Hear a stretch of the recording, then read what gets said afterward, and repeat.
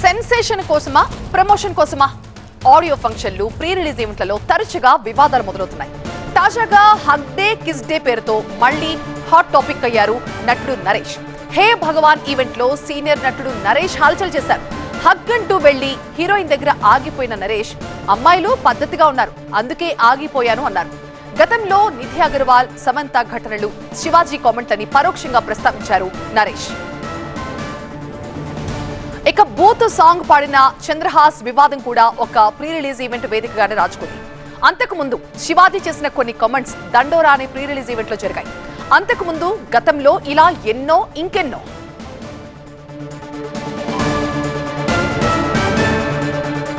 ఇవాళ happy hug day అందరికీ sir. Happy hug day sir team వరకు సార్. అమ్మా మిమ్మల్ని కూడా హగ్ చేద్దామని వచ్చాను. కాకపోతే మీరిద్దరు కూడా చీరలు కట్టుకొచ్చారు. కొన్ని సంఘటనల తర్వాత ఒక ఘటన తర్వాత చాలా మట్టుకు స్టేజ్ మీద చీరలే కట్టుకుంటున్నారు. కాబట్టి భారతీయ సంస్కృతి ప్రకారం మగవాళ్ళు ఆడవాళ్ళు హగ్ చేయకూడదు. కాబట్టి మీరిద్దరు హగ్ చేసుకోండి అమ్మా. హ్యాపీ హగ్ డే చెప్పండి. ఇది ఇక్కడి నుంచి చైన్ హగ్ ఇద్దాం అనుకున్నాక అక్కడ గీతా భగత్ ఉంది. అమ్మా నీ డ్రెస్సుని కూడా భారతీయ డ్రెస్ కిందే పరిగణిస్తాం కాబట్టి అక్కడ ఎండ్ అవ్వకూడదు. కాబట్టి భారతీయత నీలో కనిపిస్తుంది. ఖచ్చితంగా ఇవాళ హ్యాపీ హగ్ డే నీకు దూరం నుంచి చెప్తున్నానమ్మా. మీకు అయిపోయిందమ్మా. యాక్చువల్గా మనోడు ఏం చెప్పాడంటే రేపు పెడితే బాగుండేది సార్ అన్నాడు. రేపు ఏంటి అన్న కిస్ డే అన్నాడు. దుర్మార్గుడు. కాబట్టి ఇవాళ పెట్టడం మంచిదైంది.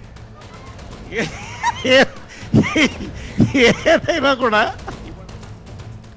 ఇంతకీ సెలబ్రిటీస్ అంతా ఇలాంటి ప్రమోషనల్ ఈవెంట్స్ లో ఇలాంటి వ్యాఖ్యలు ఎందుకు చేస్తున్నారు? వాళ్ళకి ఏం కావాలి? వాళ్ళ టార్గెట్ ఏంటి? మా ఎంటర్టైన్మెంట్ ఎడిటర్ లక్ష్మీనారాయణ ప్రస్తుతం మనకి లైవ్ లో అందుబాటులో ఉన్నారు మరింత సమాచారంతో. లక్ష్మీనారాయణ, ఆ మధ్య శివాజీ కావచ్చు, మొన్నీ మధ్య చంద్రహాస్ కావచ్చు, ఇవాళ నరేష్ కావచ్చు, వీళ్ళ టార్గెట్ ఏంటి? సినిమా ప్రమోషనా లేకపోతే సెల్ఫ్ ప్రమోషనా? వచ్చిన వాళ్ళు సినిమా ప్రమోషన్ చేసుకుని వెళ్లకుండా ఇలా 10 మందికి ఏదో నీతి సూత్రాలు చెప్పాలనో లేకపోతే గతంలో జరిగిన విషయాల్ని మళ్లీ తవ్వి తీసి వేరే వాళ్ళని ఇబ్బంది పెట్టాలనో ఎందుకు ఇలాంటి వ్యాఖ్యలు చేస్తున్నారు? ఏమైంది సీనియర్స్ అందరికీ? అంటే గతంలో జరిగిన కొన్ని సంఘటనలు చాలా ఇండస్ట్రీలో చాలా చర్చనీయాంశమయ్యాయి. అదిగాక సోషల్ మీడియాలో కూడా చాలా వైరల్ అయ్యాయి. అంటే వీళ్ళు కొన్ని నీతులు చెప్దామనో, మనము కొంతమంది ఉన్న ఆడియన్స్ని కొద్దిగా ఆకట్టుకుండేటట్టుగా నవ్విద్దామనో వాళ్ళ ఉద్దేశం కొద్ది వరకు కరెక్ట్ అయినా కానీ ఇప్పుడు ఉన్న సోషల్ మీడియా ఎఫెక్ట్ తోటి వాళ్ళు పాజిటివ్ కన్నా ఈ నెగిటివిటీని కొద్దిగా ఎక్కువ వైరల్ చేస్తున్నారు. అదే సమయంలో ఈ ఫంక్షన్లకు వచ్చేటప్పుడు వాళ్ళకి అది స్క్రిప్టా లేదంటే యాదృచ్ఛికంగా వస్తున్నాయనేది చూస్తే కొన్ని సంఘటనలు చూస్తే మనకు చాలా స్క్రిప్ట్ లాగానే అనిపిస్తుంది.